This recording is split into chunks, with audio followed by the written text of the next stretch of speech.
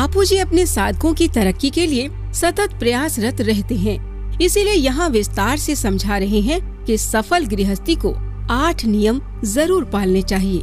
आइए जानते हैं वो कौन से 8 जरूरी नियम हैं।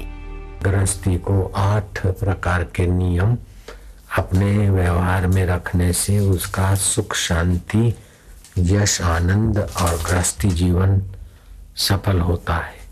एक तो उसके अंदर अनुसूया अर्थात गुणवानों में दोष ना देखे। किसी का यश या किसी में गुण हो, अरे ये तो कुछ भी नहीं, ये तो ऐसा है, ऐसा ना करे। किसी में थोड़ा सा भी गुण हो उसकी सराहना कर दो, लेकिन दूसरे के दोष देखकर उसका चिंतन करके अपना दिल मत बिगाड़ो, अपना संबंध मत बिगाड़ो। दूसरी बात है कि गृहस्थी को अपने स्वभाव में पवित्रता रखनी चाहिए। साफ सफाई, जैसे मासिक धर्म में महिलाओं को अपने हाथ से भोजन बना के पति को बच्चों को नहीं खिलाएं, साफ सुथरे रहें, स्नान आदि करें, जूठे मुंह रसोई घर में ना जाएं, जूठे हाथों से भोजन ना बनाएं, जूठे मुंह जूठे हाथों से कुत्ता कौवा अथवा बाल कंकड़ आदि भोजन में ना आए। पवित्रता से भोजन बने। हफ्ते में 1 आध बार गोचरण छिटक के घर को साफ कर दे। धूप दीप से घर को सफाई, शौच, धन की शुद्धि, चीज वस्तुओं की शुद्धि, विचारों की शुद्धि, भावों की शुद्धि, इससे निंदनीय कर्मों का त्याग करने से बख्श नहीं बख्श। जैसे मांस है, मदिरा है, दूसरे के ना हक का है, चीना झपटी वाला, ऐसी चीजों का उपयोग न करने से गृहस्थी में सुख शांति रहेगी, बीमारियां दूर रहेगी। तीसरा है गृहस्थी जीवन में मंगल, श्रेष्ठ व्यक्तियों का संग, श्रेष्ठ शास्त्रों का पठन, मर्यादा और प्रशंसनीय यशस्वी आचरण करना चाहिए। हो तो भले बात सच्ची, लेकिन समाज में उसकी निंदा होती है अथवा समाज उसको स्वीकार नहीं करता है, तो ऐसा व्यवहार नहीं करना चाहिए गृहस्थी को। यद्यपि सत्यम लोक विरुद्धम न आचरित, मर्यादित और प्रशंसनीय आचरण करना चाहिए। मर्यादा के बाहर नहीं, रात देर तक घूमते रहे आवारा जैसे, अथवा ससुराल गए या मायके गए तो मायके वाले को या ससुराल वालों को नीचा देखना पड़े, ऐसा आवारा आचरण नहीं करना चाहिए। चौथी बात है अनायास सहज भाव, बनावट नहीं, अपना प्रभाव दिखाने की कोशिश नहीं, अपने को दीनहीन तुच्छ मानने का भी भाव नहीं, अपने बड़े हैं ये भी नहीं। जैसे सहज में बालक जीता है, ऐसे कोई मिले जो ले जहाँ जिससे भी व्यवहार करते हो सहज में जीवन। मैं बड़ा बापू हूँ, बड़ा ठाठ माठ से आ जाऊंगा, हरि ओम, तो ये असहज हो जाता है। आए और जैसा भी भगवान ने बुलवाया बोलवा दिया, मौज हो गई। सबको अपना तो लगे, सहज में रहे। असहज बनावटी व्यवहार नहीं करो, बनावटी आचरण ना करो। पति से, पत्नी से, परिवार वालों से, मिलने वालों से सहज व्यवहार। जैसे आप नदियों को, तालाबों को, पेड़ों को, वृक्षों को, पक्षियों को देखते हैं सहज में, ऐसे ही सबके सामने सहजता से देखिए। सब तुम्हारे, तुम सभी के फासले दिल से हटा दो। ये क्या कहेगा, ये क्या सोचेगा, मैं कैसा दिखूं, मैं कैसा बनूं, ये सब झंझट में मत पड़ो। ये गृहस्थी को चमकाने वाले 8 नियम है। तो सहज, अनायास, जैसे कोई मरीज को मिलने जाते तो स्वाभाविक जाओ, मरीज को मिलने जाते तो मुंह बना के जाएंगे। और मरीज भी ऐसे हरामी कि अभी अभी रेडियो सुन रहे थे, वो मौसमी चाट रहे थे, बिस्किट खा रहे थे, अखबार पढ़ रहे थे। जब देखा कि मिलने वाले आ रहे तो बस मरीज भी बेईमानी करे और देखने वाले अभी नीचे हंसते हुए आ रहे, और मरीज को देखने गए तो मुंह बना लिया, हमने तो सुना तो हम तो बड़े दुखी हो गए। झूठा बेईमान कहीं का, असहज व्यवहार है। एकाएक अपने अंतरात्मा को ठगो, कहे को किसी को अच्छा लगाने के लिए नाटकबाजी करो। सत्य समान तप नहीं, झूठ समान नहीं पाप। मैं जब सत्संग करता हूँ ना तो कोई बात बोलता हूँ तो मैं बोल देता हूँ कि भाई ये उसमें नहीं है, मेरी मिलाई हुई है, तो इससे मेरा क्या घाटा होता है। प्रेम का बाप का नाम है विश्वास, और विश्वास का मूल है सच्चाई, सहजता। तो काहे को अपने जीवन में, परिवार में, समाज में प्रेम के व्यवहार का गला घोटो, सच्चाई का गला घोटो, विश्वास का गला घोटो, काहे को करना। गृहस्थी जीवन तो सच्चाई से, स्नेह से, विश्वास से। बेवकूफ लोग बोलते कि बेईमानी के बिना जीना मुश्किल है। मैं तो बोलता हूँ कोई बेईमानी करके पूरा जी के दिखाए। बोले झूठ बोले बिना काम नहीं चलता है। अच्छा सतत झूठ बोल के दिखाओ तो। कोई बोले ये चीज आपको बेचनी है तो आप झूठ बोलो, बोले नहीं बेचनी है। आपको खाना खाना है, बोले नहीं खाना है। अरे बेईमान आदमी भी ईमानदार को चाहता है। ईमानदार तो ईमानदार आदमी का आदर करता है, लेकिन बेईमान आदमी भी अपना मुनीम ईमानदार चाहता है। क्या ख्याल है? बेईमान पति भी अपनी पत्नी से ईमानदारी चाहता है। बेईमान पत्नी भी पति अपना ईमानदारी से पेश आए। बेईमान मंत्री अपना सेक्रेटरी ईमानदार चाहता है। बोलो। बेईमान पुलिस ऑफिसर अपना असिस्टेंट ईमानदार चाहता है। बोलो क्या ख्याल है? ईमानदार तो ईमानदार को चाहते, लेकिन बेईमान भी ईमानदार के लिए आदर करते।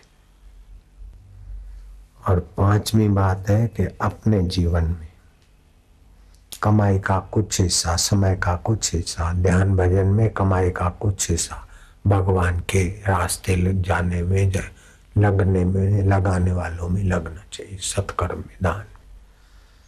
छठी बात है कि अपने इंद्रियों को रोकने की ताकत होनी चाहिए। देखा जरा छट्टा चरपरा और मुंह में आ गया, पानी खा लिया, अरे बेवकूफ अभी तो चाय पी है, दूध पिए हुए, दूध वाला चाय पिया है तो 2-2.5 घंटे के बिना कोई खाया तो आगे चल के चमड़ी की बीमारियां होंगी, कोढ़ की बीमारियां होंगी। तो अपने मन को जरा संयत रखने की ताकत होनी चाहिए। जरा ठंडी आई तो सह लिया, गर्मी आई तो सह लिया, कभी किसी ने कड़वा मीठा व्यवहार किया तो चलो थोड़ा सह लिया। थोड़ा दम होना चाहिए। जरा जरा बात में चिढ़ जाए, जरा जरा बात में मैं तो नहीं रहूंगी, मैं तो मायके चली जाऊंगी, लौट के नहीं आऊंगी, तो झक मार फिर अपने आप, मैं तो दूसरी कर लूंगा, मैं तो ये कर लूंगा, वो भी जूते सुंगाएगी, फिर क्या करेगा? जैसी है चला लो, दूसरी लाऊंगा, मैं ऐसा करूंगा, मैं तलाक दूंगा, मैं तलाक लूंगी। ये सब असहिष्णु लोगों का थोड़ा दिल बड़ा रखना चाहिए। अपनी जीभ दांतों के तले आ जाती तो क्या करते? दांत निकाल के फेंकते कि जीभ काट के फेंकते? पति पत्नी में, पुत्र परिवार में, कुटुंब में कुछ हो तो जरा दिल बड़ा करके उस समय, जिस समय होता है, सामने वाला जितना बुरा होता है वो 2 घंटे के बाद उतनी बुराई उसमें नहीं होती। ये तो है ही ऐसा, ये तो है ही ऐसा, ऐसा करके वो छोरे को बोले ये तो मेरा बेटा शैतान है, शैतान है, तो नहीं होगा तो भी हो जाएगा और तू परेशान हो जाएगा। मेरी बेटी तो ऐसी है, मेरी बेटी तो शैतान है, मेरी माँ तो शैतान है, मेरा भाई तो ऐसा है, मेरा फलाना ऐसा है, मेरा पड़ोसी तो बहुत खराब है, तो उसके अंदर जो खराब हिस्सा है और जागेगा। एकदम निपट निराला लुफंगा छोरा का हाथ पकड़ के उसका भाई कबीर जी के पास ले गया कि महाराज ये छोरे ने तो हमको नाक में दम कर दिया, रात को देर तक भटकता रहता है, लोफरों की दोस्ती है, क्या क्या आवारा पान खाते, क्या क्या कर, ऐसा करके उसने अपने भाई की निंदा की, छोटे भाई की।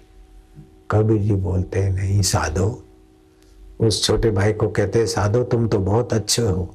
वो बड़ा भाई बोलता है महाराज वो मेरा भाई है, बदमाश है, लोफर है, आप साधो कैसे बोलते? बोले नहीं नहीं ये तो साधो है, ये तो बहुत बढ़िया है, तो खाली संगति थोड़ी ऐसी हो गई, वो तो इसकी संगति ऐसी है, इसका मन थोड़ा ऐसा है, बाकी ये तो आदमी बहुत बढ़िया है। बोले महाराज ये तो एकदम नीच है। बोले नहीं नहीं ऐसा मत बोल, साधो तू तो बहुत बढ़िया है। तो वो जो छोरे को भाई डांटता रहता था और वो भाई की कुछ नहीं मानता, वो कबीर जी की बात मानने लग गया, क्योंकि सबको प्यार की प्यास। आपकी बेटी हो, बेटा हो, बहू हो, सासू हो, उसमें कोई ना कोई सद्गुण तो होगा। उसका बखान करो, फिर उसको धीरे से विश्वास में लाके समझाओ कि आप तो बढ़िया है, लेकिन आपके मन में थोड़ा सा जरा ये गलती आपका मन कर लेता है या लोग ऐसा बोलते। आप हिम्मत करो न, तो ऐसा लोगों को मौका नहीं मिलेगा। तो आप ऐसे बच्चे को भी, बच्चा ऐसा है, लड़का ऐसा है, लड़की ऐसी, तो और खराब हो जाएंगे। कोई अपनी निंदा या अपने लिए नफरत का मुंह नहीं देखना चाहता है। मनुष्य है, वो मशीन नहीं है, रोबोट नहीं है। वो स्नेह चाहता है, सहानुभूति चाहता है। स्नेह, सहानुभूति और अपनत्व के साथ ही ज्ञान चाहता है। डांट, फटकार और नफरत से आपका अमृत जैसा सूझबूझ या सीख अपने पास रखो। देखता नहीं मूर्ख, अभी गाड़ी घुमा देता, एक्सीडेंट हो जाता। अरे सेठ जी, तो अपना दिल बिगाड़ के नौकर का क्या भला कर लेगा, नौकर का क्या सुधारेगा तू? अरे आपको ऐसे ऐसे सेठ हो गए, सीरे में नमक डाल दिया नौकर ने। हाँ, वो सेठ बड़ा प्रसिद्ध सेठ था, रमन लाल उसका नाम था, और लाभ शंकर उसके रसोई का नाम था, और उसकी पत्नी का नाम था चंपा। चंपू, चंपू શું છે? આમ આવ ને ચંપુ। आई कि वो रसोई ने आज जल्दी में गलती से जो हलवा बनाया है उसमें नमक डाल दिया है शक्कर की जगह पे। ये ले जा चुपचाप गौशाला में गायों को खिला दे। दूसरे रसोई सुनेंगे तो उसकी बेइज्जती हो जाएगी, उसको बेचारे को बताना नहीं। और मेरे को कुछ दे दे। और सब लोगों का नाश्ता 25-30 आदमी है, वो लोग खाएंगे तो उसकी मस्करी उड़ाएंगे। सारा उठा ले, जल्दी जल्दी गौशाला में छोड़ के आओ। दूसरे नौकर को मत देना, नहीं तो बात खुल जाएगी। वो सेठानी चंपू खिला दे। फिर लाभ शंकर को बुलाया रमन लाल ने कि भाई लाभ शंकर, तेरी आंखें लाल लाल है, क्या है? बोले सेठ जी, रात को मैं जगा था, पत्नी बीमार थी, उसको प्रसूति की थोड़ी तकलीफ थी और डॉक्टरों ने बोला ये है वो है। अरे अच्छा, तो किसे तो रात को नहीं सोया कि सेठ जी? नहीं सो पाया। अरे गांडा भाई, थोड़े पैसे दे दे, जा आराम कर, अपनी पत्नी का दवा कर। उसको बोला नहीं कि बेवकूफ तूने ऐसा किया, समय तो बीत गया, थोड़े दिन ये घटित घटना है।